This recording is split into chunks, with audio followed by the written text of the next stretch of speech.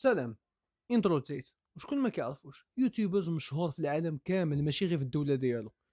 لاباس عليه، رجل اعمال كبير وزيدها رياضي سبورتيف بوكسور ومازال صغير جون.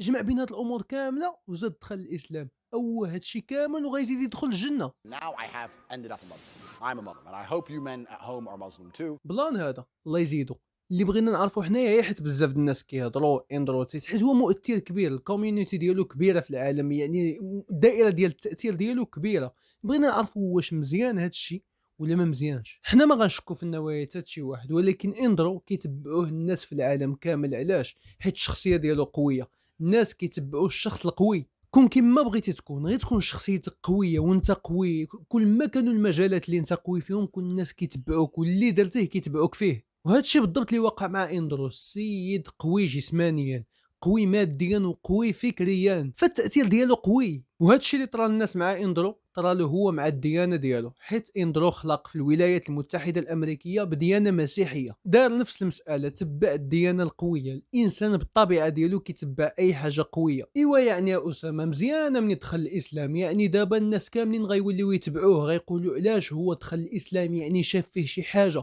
وغيمشيو تا هما يقلبوا وغيدخلوا الاسلام. وهذا انتصار كبير بالنسبه لينا حنا كمسلمين.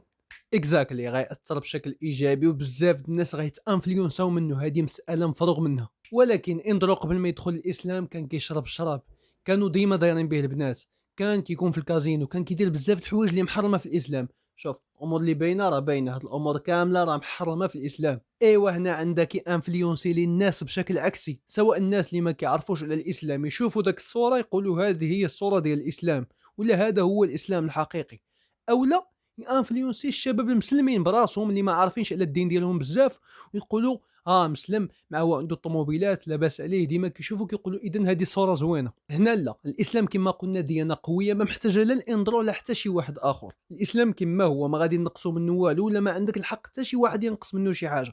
فهو ماشي حيت انفلونسور كبير دخل الاسلام ولكن غيحتفظ ببعض الامور ديالو، لا، هو بينه وبين اللي خلقوه يعني خاصو يقاد الامور ديالو ان شاء الله ربي يهديه. ولكن الناس ما خاصهمش ياخذوا من عنده داك الصوره. واللي ما كيعرفش هو اندرو عنده سلسله كازينوهات ديالو.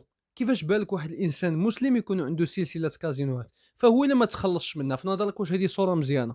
بالنسبه لي انا شفتو يعني داخل الاسلام بقوه، بدا كيحط بوستات بحال هادو، بدا كيقول بزاف د الناس ان هادشي هذا حرام وهادشي هذا حرام. اذا اليز وان شاء الله داكشي الجاي يكون حسن. وانتم اللي عنده شي راي في هذا الموضوع هذا بالضبط يشاركوا معنا. هنا نكونوا سالينا الفيديو قصير ديالنا ونتلاقاو في شي فيديو جاي نناقشوا فيه شي فكره اخرى. Haram!